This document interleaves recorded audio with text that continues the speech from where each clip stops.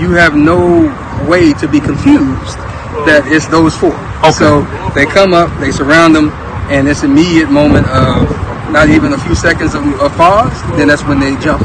And so they actually did jump him. Yeah, it wasn't just no touch. It wasn't just all that moment. Yeah, it was a push. It was all kind of things. But Austin pushed, Hunter hit, and then everybody swung. But at the same time, it's more than the twins that got some licks on. When people do the most, I do the analysis. Let's go. The murder trial of Karmelo Anthony is moving fast in Collin County, Texas, and after days of testimony from both the prosecution and the defense, I'm beginning to believe that this case may not hinge on the stabbing itself. It may hinge on one word: provocation. Now, before we dive in, let's go over some clear facts about this case. A Collin County grand jury has now indicted Karmelo Anthony. He is accused of killing another high school student at a track meet. The story has generated national interest. Karen and Ken, Collin County District Attorney Greg Willis says his office has been presenting evidence for weeks to a grand jury panel here and asked that panel to return an indictment of first-degree murder on Karmelo Anthony, which they did today. A first-degree murder charge carries a 5 to 99 years or life in prison sentence if convicted. Karmelo Anthony is accused of fatally stabbing Austin Metcalf during a track meet inside a stadium where both of their Frisco ISD high school teams were participating. Anthony told police he acted in self-defense and was provoked by Metcalf during an altercation that preceded the stabbing. Karmelo Anthony admits that he stabbed Austin Metcalf. And so the stabbing itself is not what's being disputed. The dispute is whether that stabbing was legally justified as self-defense in the state of Texas. Anthony's attorney emphasized his plans to use that defense in a video statement released earlier today. Self-defense is a fundamental right guaranteed every American. The law is clear. When self-defense is raised by the facts, the law puts the burden squarely on the prosecution to prove beyond a reasonable doubt that the citizen accused did not act in self-defense. And when you listen carefully to the testimony that's been presented so far, it becomes clear that both sides are fighting a battle over what happened before the knife ever entered the picture. Some people are saying that Karmelo showed up looking for a fight. Others are saying that he was under the tent to shield himself from the rain. And someone said Karmelo had no good reason to be present at that track meet that day. Well, we're going to talk about it. According to prosecutors, Karmelo Anthony entered the Memorial High School team tent during a rain delay at a track meet. Multiple student witnesses have testified that Karmelo was asked to leave. According to those witnesses, Karmelo refused. Several students testified that Karmelo responded with profanity and insults, allegedly telling those around him that he wasn't leaving. Witnesses further testified that Karmelo placed his hand inside a backpack while he was sitting under the tent. Students told the jury that they believed that Karmelo was bluffing or posturing, if you will. No one, according to their testimony, believed he was actually armed with a knife. Well, let's hear from a journalist who was present in the courtroom that day, and let's hear what he has to say about those witnesses. This is Steve, and I'm putting his channel information on the screen so y'all can check out his entire video. And subscribe to the Dynamic Reason channel while you're there. I really love his content. He's very detailed and straightforward. Go ahead, Steve. I was in court today, and I want to talk to you guys about what I've seen. They only took 27 people.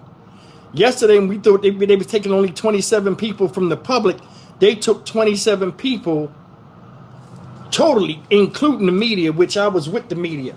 He says, he went up there. He said it happened so fast. He said, Karmelo was like, I'm not moving. I'm not going away. He said he wasn't cussing. He wasn't violent or nothing. Neither was the other guy. He said then he got closer to him. And then it got to a test of will. You know how high school is always a test of will. Move or I'm going to move you. All right, move me and see what happened. So this is what the first guy said. He said Karmelo was sitting, right? He had his hand in his bag on his lap. So imagine me having a book bag and I'm standing there like this and I'm looking at him, right? I gave him the warning, hey, don't touch me. Don't, you know what I'm saying? And he's messing with him and everybody's looking. So now it's like this. He goes over there and this is out his friend's mouth. Said he went over there to Karmelo and push. He said he grabbed him like this and pushed into him while Karmelo was in the bag. So right when he grabbed him, you know, they grab you, you know what I'm saying? He grabbed him and Karmelo just stabbed him. The prosecution's theory is straightforward. They contend that Karmelo wasn't simply sitting under a tent. They argue that he was actively escalating the situation. Now, student witnesses testified that Karmelo Anthony challenged Austin to move him and then continued engaging in verbal confrontation as the tensions began to rise. And then came the physical encounter. Several witnesses have described Austin Metcalf's contact with Karmelo as a soft shove, a light push, or a nudge. But let's hear what Steve heard from that second student witness in the courtroom. So Austin Metcalf's twin brother is sitting in front of him. Remember that.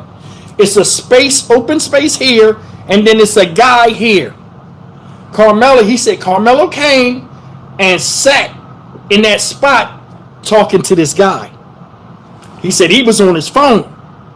He wasn't paying attention. You know, people come and do all this stuff, and you know, most people don't care about if somebody comes near the tenant. You know, people, we just out there chilling. It's a bunch of kids. It's activity.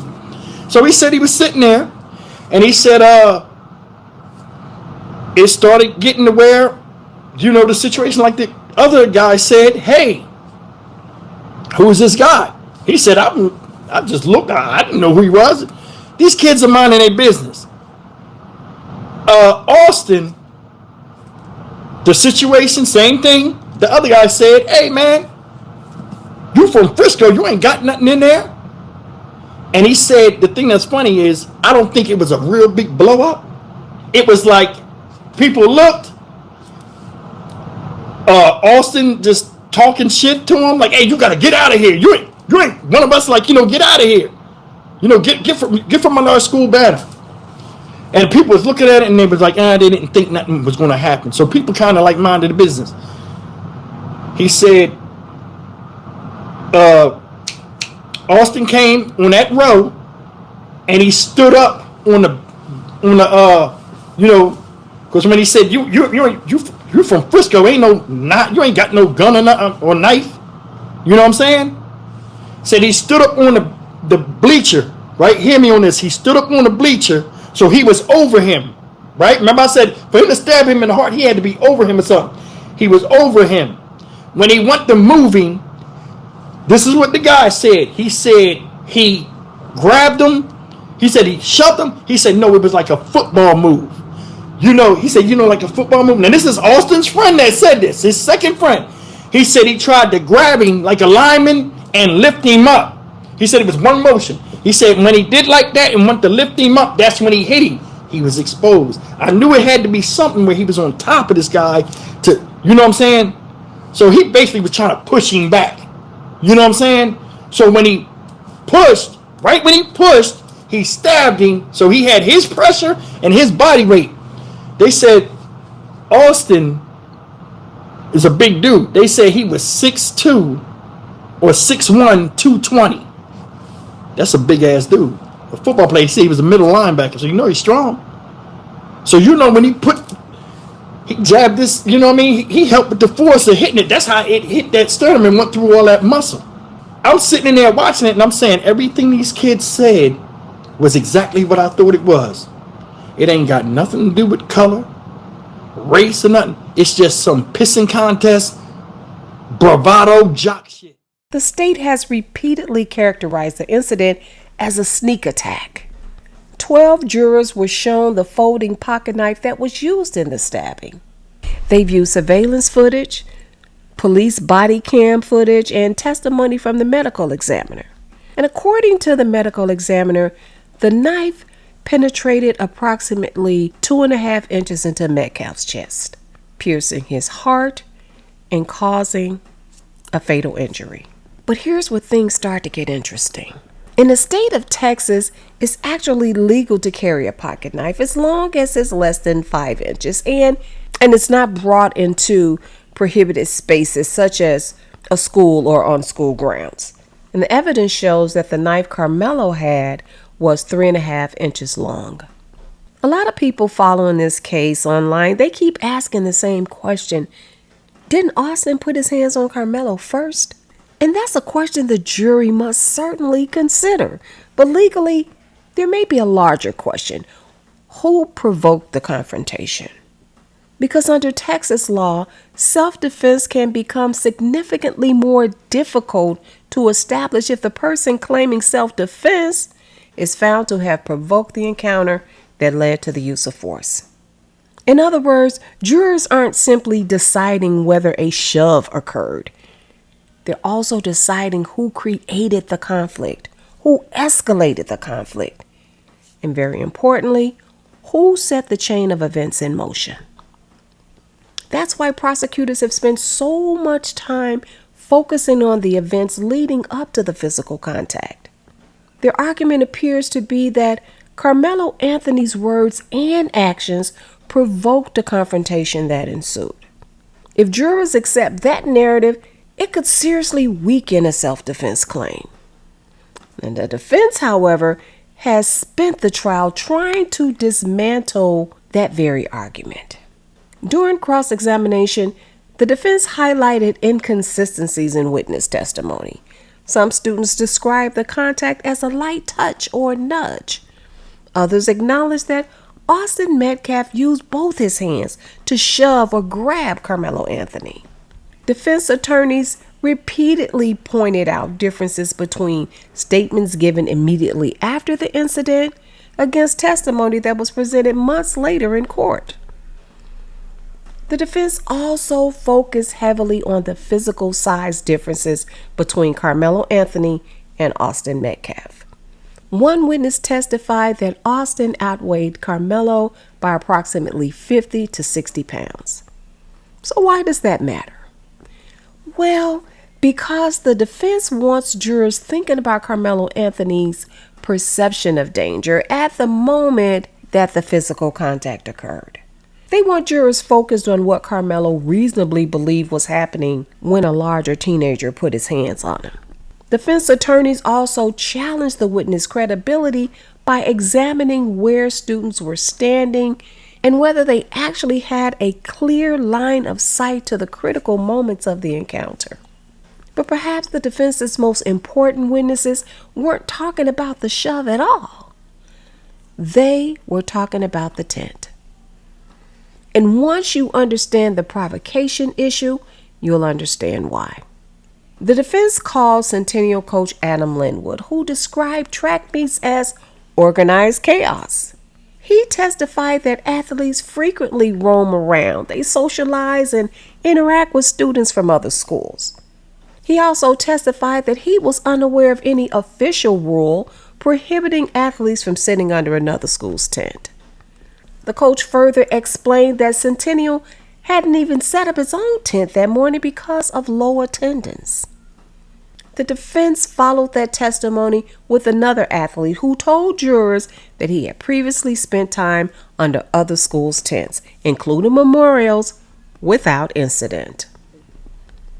Then came testimony that directly challenged one of the prosecution's central themes. A defense witness testified that Karmelo Anthony may have actually been invited to the Memorial tent before the confrontation ever began. If jurors believe that testimony, it could undermine the prosecution's portrayal of Karmelo Anthony as an unwanted outsider who inserted himself where he didn't belong. The defense's message seems to be clear. You can't accuse someone of trespassing into a space if they were invited there. And if Karmelo Anthony wasn't an unwelcome intruder, that could affect how jurors view the entire chain of events. One of the most closely watched witnesses in the trial has been Eddie Para. Eddie was described as the connection between Karmelo and students sitting under the memorial tent. So during direct examination, Eddie testified while he knew Karmelo and greeted him, he found Karmelo's presence under the tent as unusual. Eddie also testified that Karmelo appeared to be, now get this, provoking others and recalled statements suggesting that Karmelo challenged people to move him. The witness that got on the stand, Eddie Para, is the prime definition while the saying, everyone is not your friend, will forever be a saying. When prosecutors asked Eddie whether he believed the stabbing was self-defense, he firmly rejected that idea. But the defense came hard after Eddie. Defense attorney Toby Shook challenged Eddie's attempt to minimize his relationship with Karmelo. Jurors were shown photographs showing that the two had spent time together socially.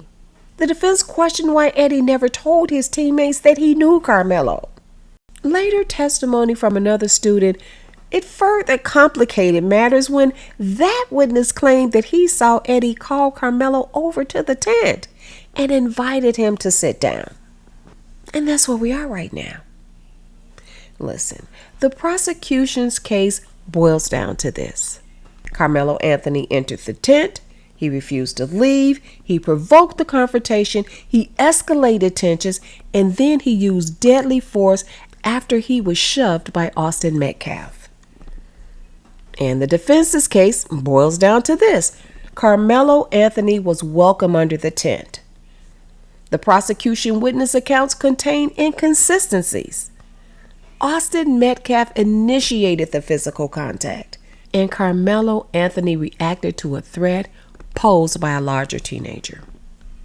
When you strip away the headlines and the social media arguments, the jury may ultimately be deciding 4 major questions. Did Karmelo Anthony provoke the confrontation? Did Austin Metcalf initiate physical contact? Was Karmelo Anthony's fear reasonable under the circumstances? And was the use of deadly force immediately necessary? The answers to those questions will likely determine whether Karmelo Anthony's self-defense claim succeeds or fails. The defense just rested its case without calling for Karmelo Anthony to testify. They believe that the prosecution failed to prove its case of first-degree murder. So now the closing arguments will begin. After that, the case will be handed over to the jury. Even while social media has already reached its verdicts, the legal process is still unfolding. And in my view, this case may ultimately come down to one question.